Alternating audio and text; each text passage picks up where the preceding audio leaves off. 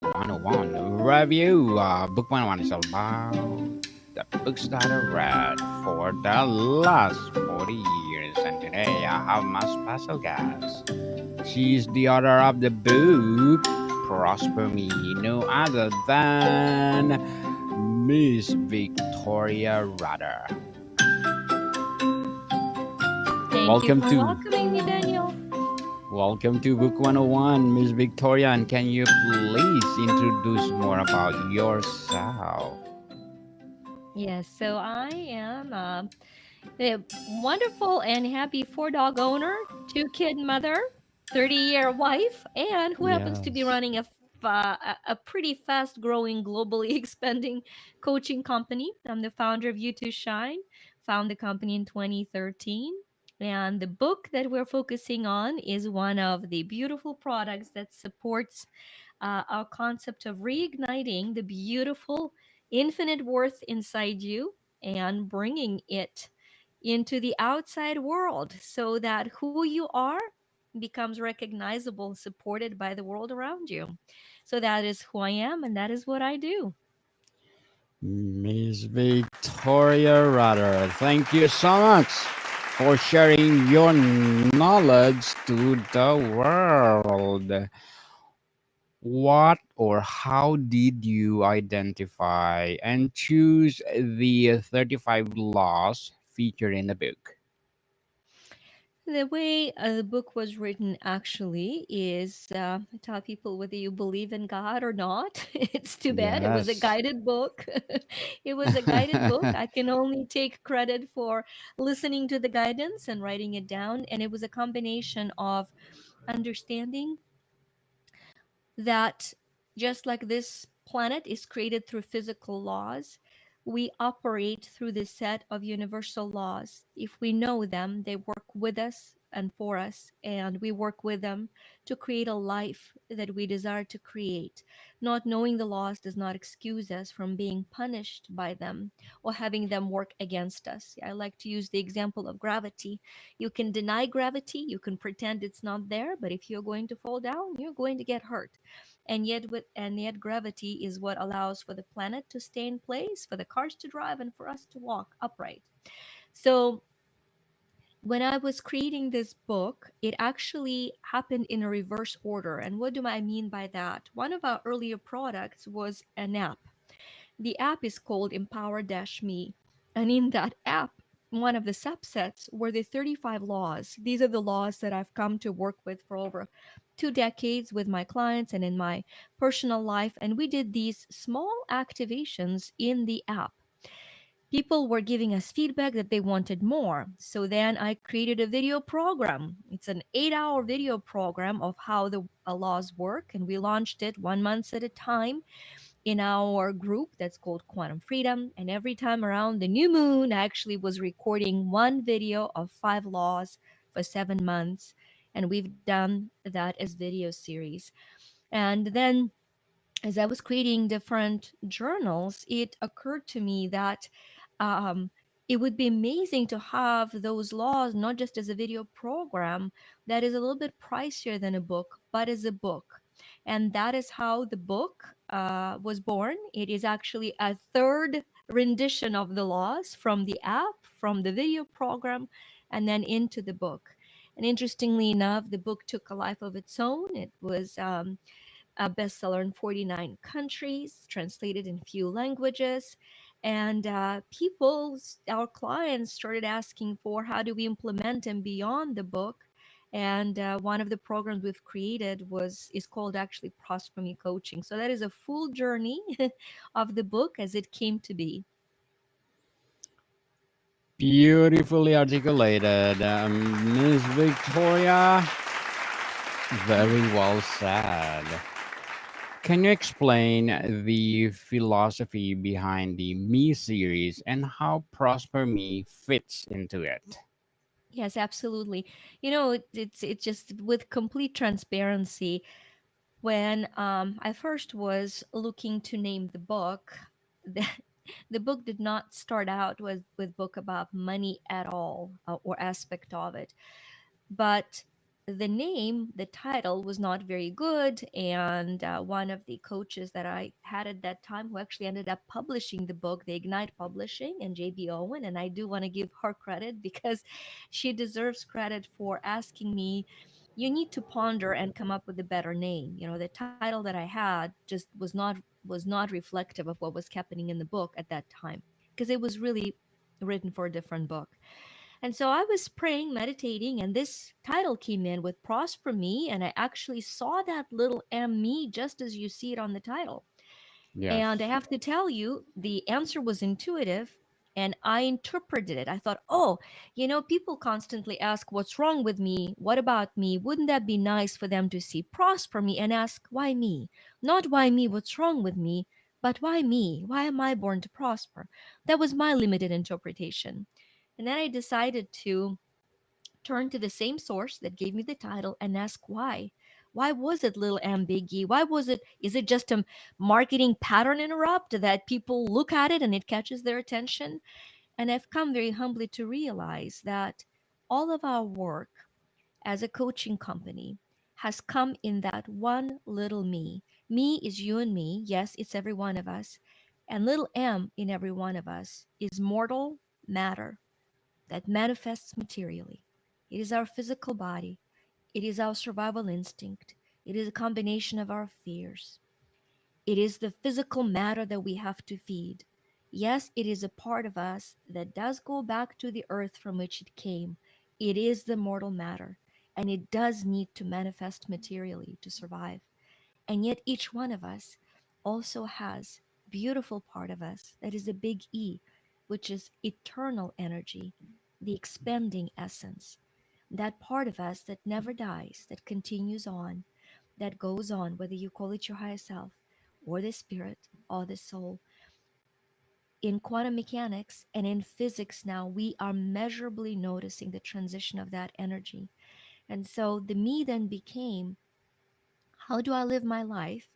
By surrendering my little m to E, my mortal to my eternal, my matter to energy, my material to essential, and my manifesting to expanding. And so, in a way, the book is an answer of how to be the version of me, not me, Vika, Victoria, but you as the me that's come to be. And each law addresses the needs of the mortal matter, the little m, and yet the aspirations of the big E. And that me has become reflected in all of our other journals. The book so far is the at this time a freestanding book, and then we have different journals. None of them are necessary to be bought or read or worked with as series, but all of them incorporate different aspects of opening that power of living and creating, stepping in your power as me.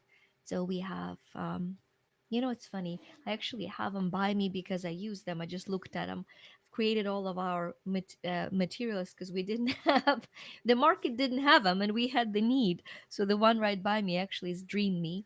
And it's a journal for somebody to learn how to work with lucid dreaming so that you can discover God sized dreams for you, not just big E, not just your little m, not just your goals, not just your aspirations, and so forth.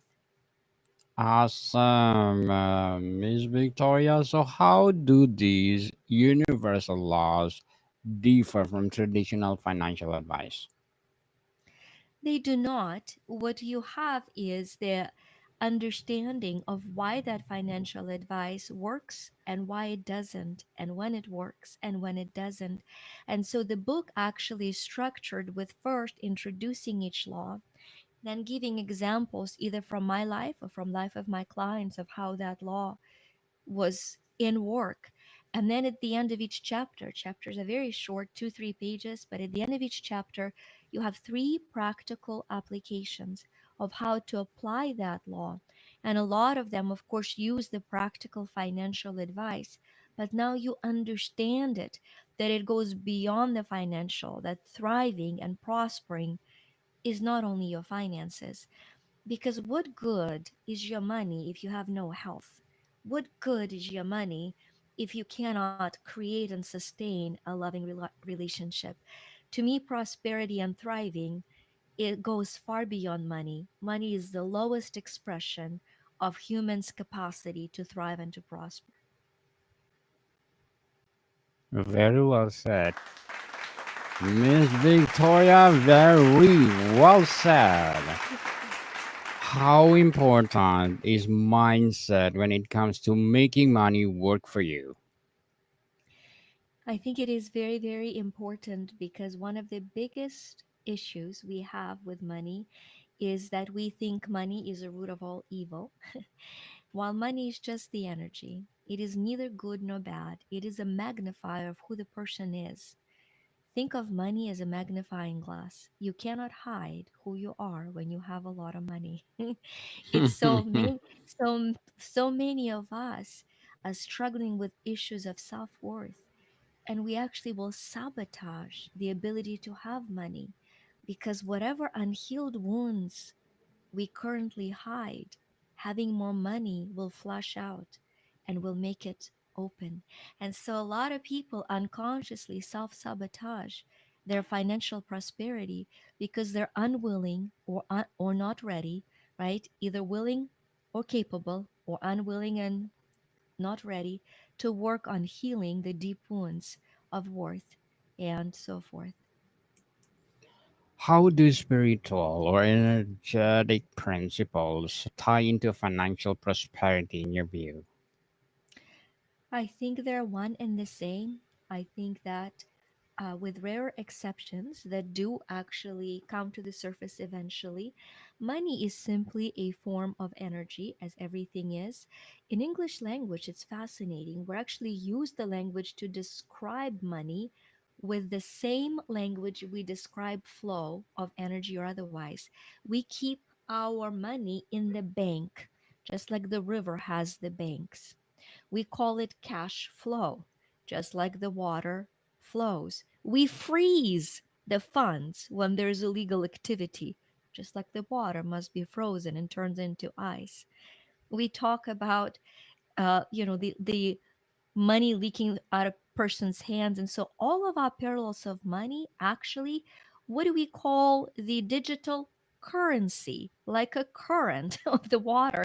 We intuitively understand that money follows the laws of the flow or the laws of energy, and as such, another reason why so many of us sabotage ourselves financially, we don't know how to clear the money that is coming towards us from quote unquote unclean intentions or unclean hands.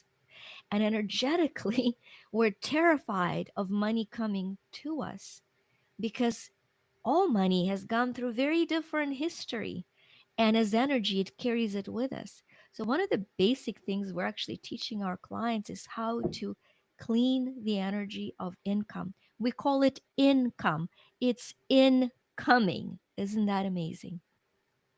Amazing indeed, Miss Victoria. Again, amazing answer. How would you recommend readers start incorporating the laws into their daily habits? I think the best way to read the book is to live the book. If you read it for insights and you don't implement, I have this phrase I say that innovation without implementation is delusion. Inspiration without implementation is delusion. True. Uh, and implementation without inspiration is disaster. So, if you want to innovate your life, you have to be inspired, and the book is very inspiring. Then you have to implement. So, the best way to read the book is to read one chapter at a time and then implement the three steps in the chapter. And only then go to the next chapter. And yes, it will take you longer. But if you're just reading to get inspired and not apply, you will continue to have the same basic blocks of prosperity that have probably run generations of time through your family and through your patterns. So read, apply, move on. Yes, let it go, people. I want the prosperity in through my generation to generation to come. So, Miss Victoria, which law do you believe is most crucial during times of economic uncertainty? I think that, interestingly enough, they would be different answers. One is very practical and one is very spiritual. The practical law is the law of spending, and it is the basics of all financial thriving, and that is live on less than what you make. What happens in time of economic uncertainty, people very often panic and they turn to try to buy their way out of panic. And here's a simple principle. If you don't know where your money is going, it's leaving. Okay, so if you don't know where it's going, it's leaving. So Yes. start start keeping track of where you put your money, and live on less than what you make. That is the law of spending, and the law of the budget. That those are the biggest practical ones. But interestingly enough, spiritually, and the first and the last laws of the books, they are there for a reason. The first law is the law of the gratitude, and it is the law that will keep you in prosperity mindset like none other, because you can only operate out of lack or out of prosperity. And if you're constantly stressed about what you don't have, it doesn't matter what you have, you're actually setting up to lose it.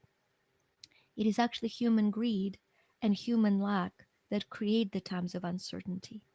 And just because I wrote the book and just because I live a lot of these principles does not mean I'm not human and I don't catch myself every day. So I'll give you the power of this adaptation. Here I am, I'm cleaning my beautiful home. One of the most powerful results of living these laws is having a beautiful home on the Atlantic Ocean. I'm actually right here, right now, with my family, my mom and dad, my husband, my two dogs. I had a beautiful birthday where friends came, and we've all been in this gorgeous home. And as they left, I went to clean the home, and it's a huge home.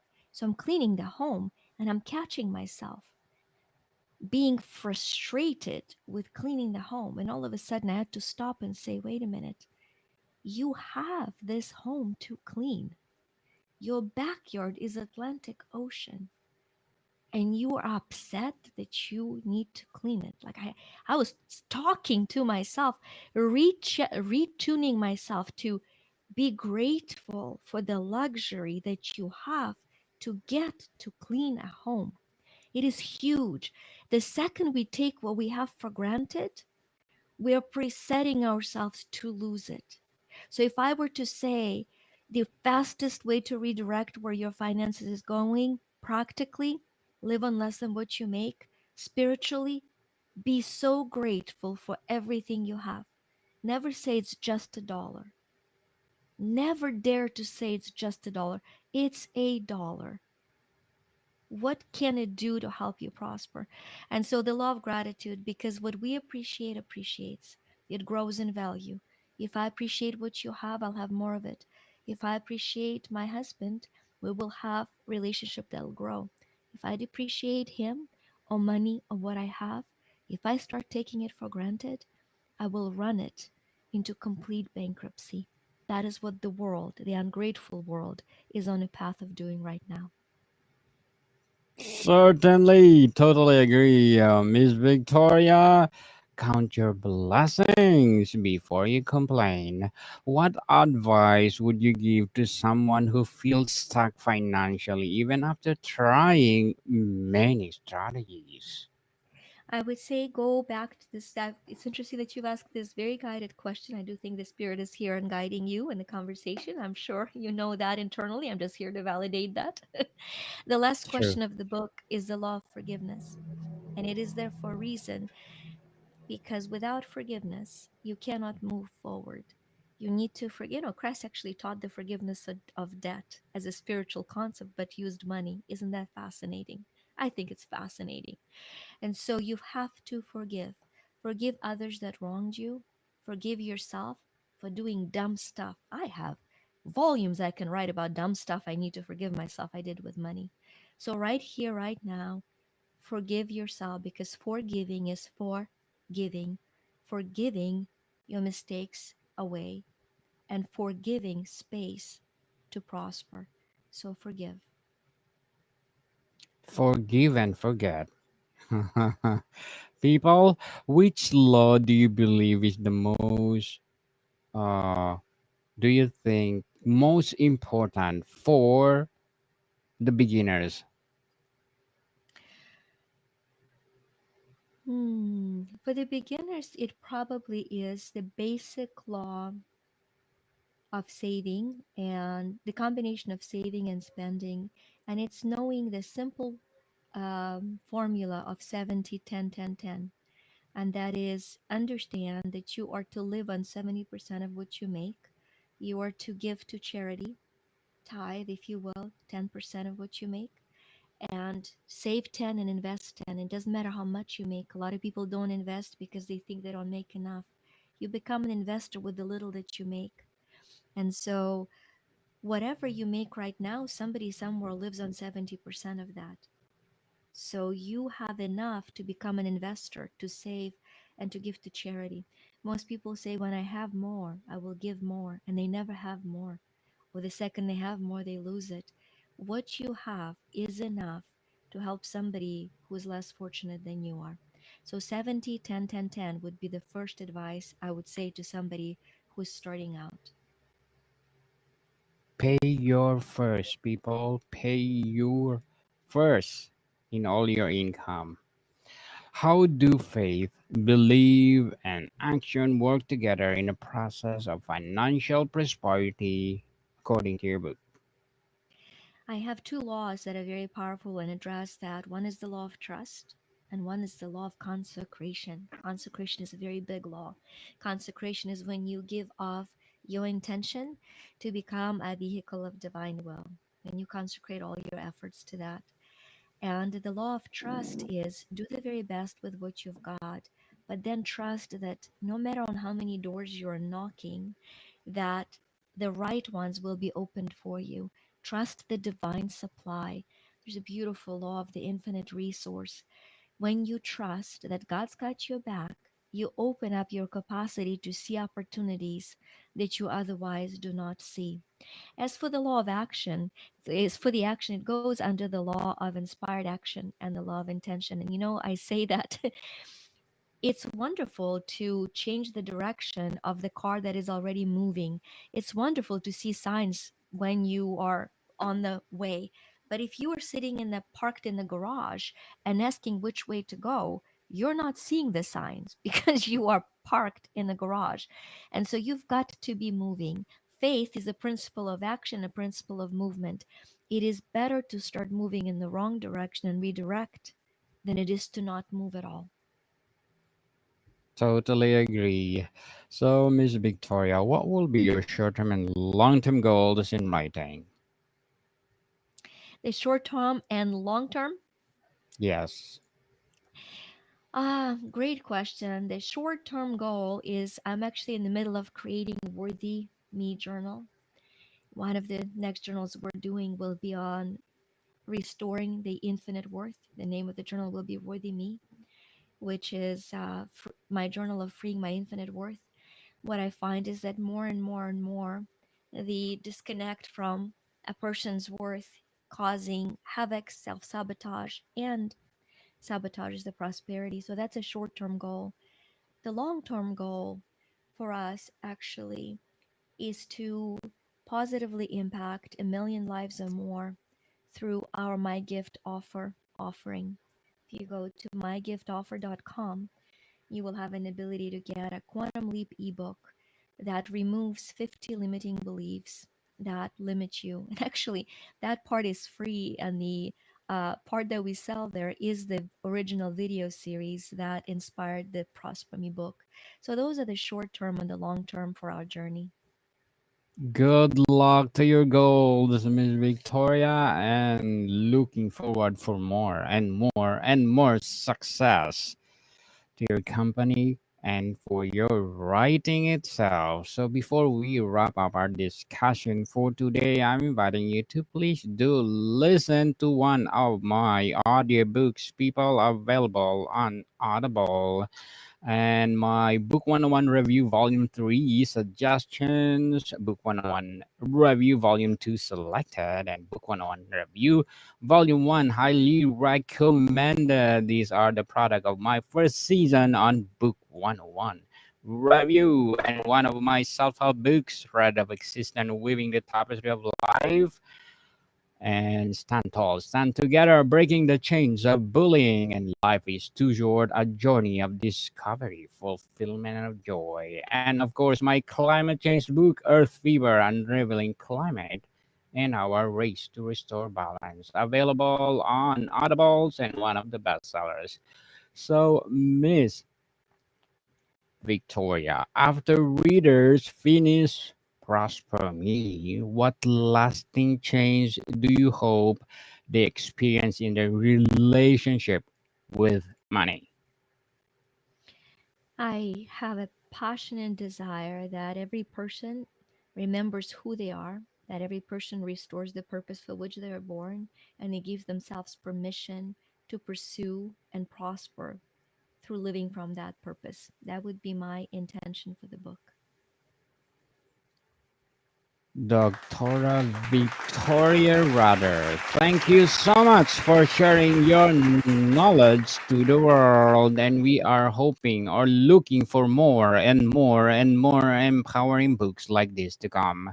So, can you please invite our listeners to support your business as well as your book itself? Yeah, please follow us, on findmygiftsoffer.com and our site, you2shine.com, number two, shine.com. Yes, people, let's support Dr. Victoria Rudder, because if you support her, I've said more and more and more empowering books like this to come.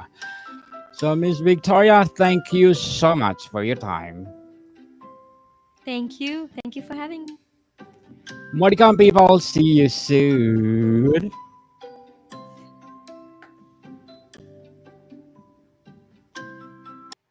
Thank you, Miss Victoria. We are most welcome to come back if you have something